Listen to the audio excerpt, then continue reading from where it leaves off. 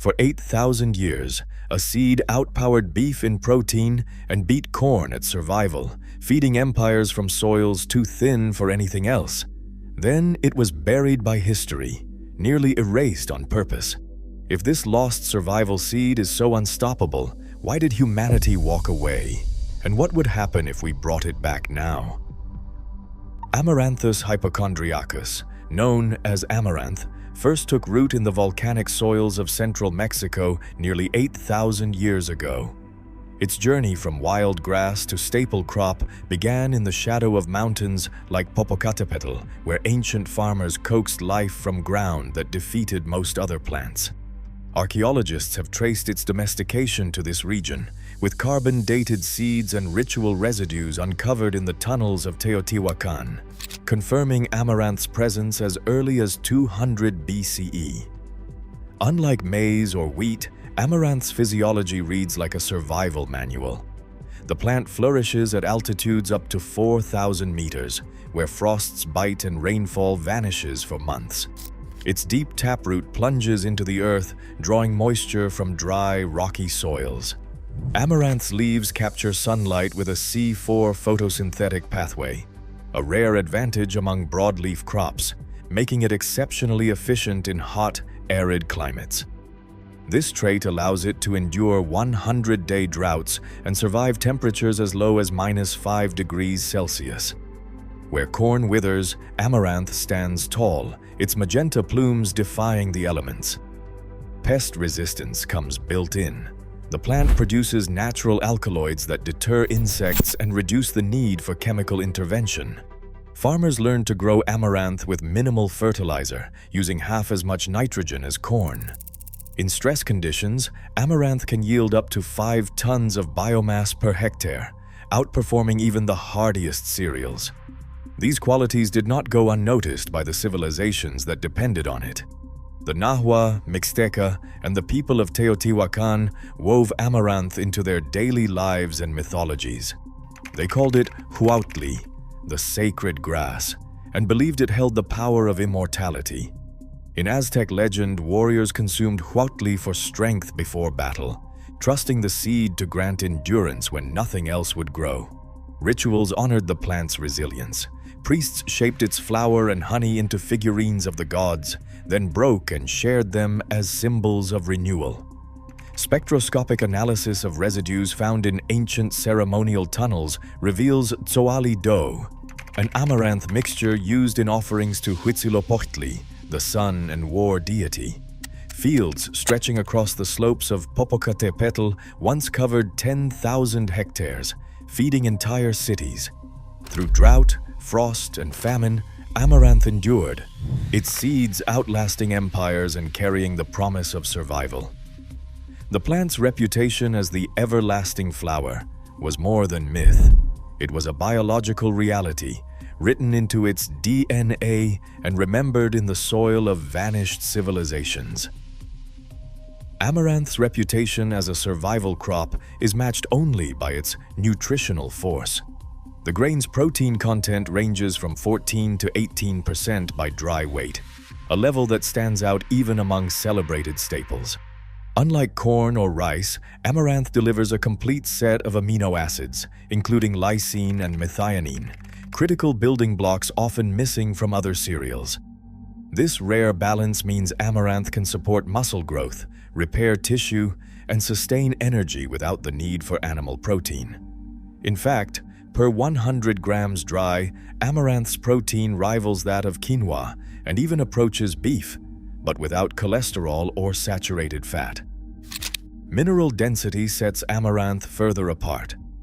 A single serving supplies up to 7 times more iron than corn and nearly twice as much calcium as wheat. These minerals were not just theoretical advantages. Archaeological studies of skeletal remains from the basin of Mexico reveal robust bone density and low rates of anemia in pre-Columbian populations, a legacy linked to diets rich in amaranth. Teeth and bone samples from Teotihuacan show fewer signs of nutritional stress compared to later periods, when amaranth fields had been burned and replaced with less nourishing crops. Fiber content, at nearly 7 grams per 100 grams, helped regulate blood sugar and digestion, while natural squalene antioxidants shielded cells from damage. This resilience was reflected in long lifespans. Nahua and Mixteca oral histories describe elders who lived well into their 80s, a rarity in eras marked by famine and disease elsewhere. Chronic illnesses that shadow modern diets, diabetes, and heart disease are conspicuously absent from the archaeological record during Amaranth's heyday. Modern science has caught up to these ancient observations. In 2023, a FAO meta-analysis found that amaranth protein supports muscle synthesis 20% more efficiently than wheat.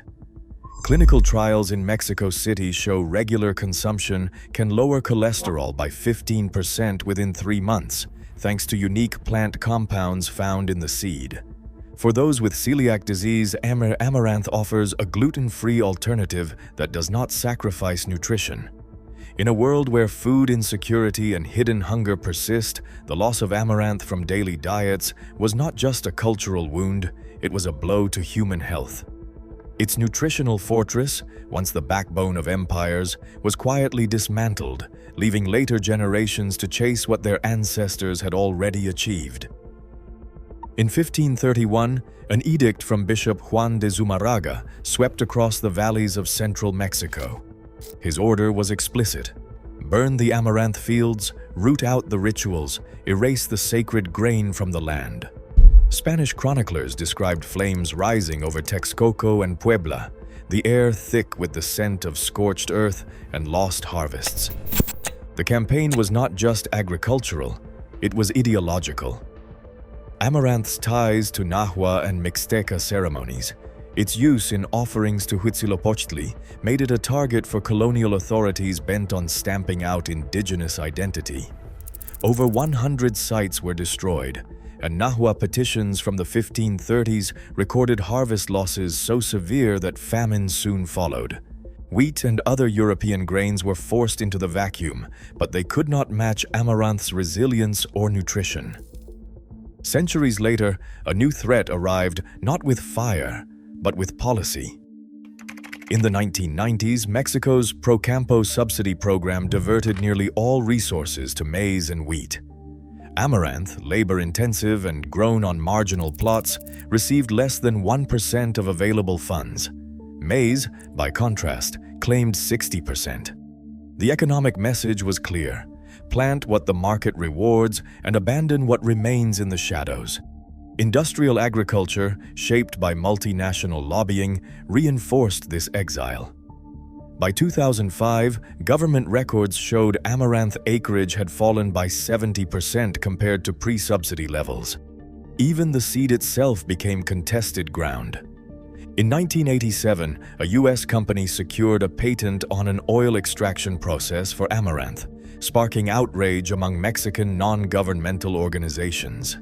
Indigenous groups challenged the claim at international forums, arguing that centuries of traditional knowledge could not be owned. After years of protest, the patent was invalidated in 1992, but the episode left a bitter mark. Through edicts and economics, policies and patents, amaranth was buried under the weight of deliberate decisions, not by accident or natural decline. In the hills of Puebla, tradition found its champion in Norma Consejo Olivos. When amaranth fields had all but vanished, she gathered a handful of seeds saved by her mother and neighbors, remnants hidden through centuries of bans and neglect. In 1978, Norma and a small circle of farmers formed the Toinzaltingo Cooperative. Their first planting yielded nearly 2 tons per hectare, a figure that stunned local agronomists and revived hope in a crop many considered lost. The revival was more than symbolic.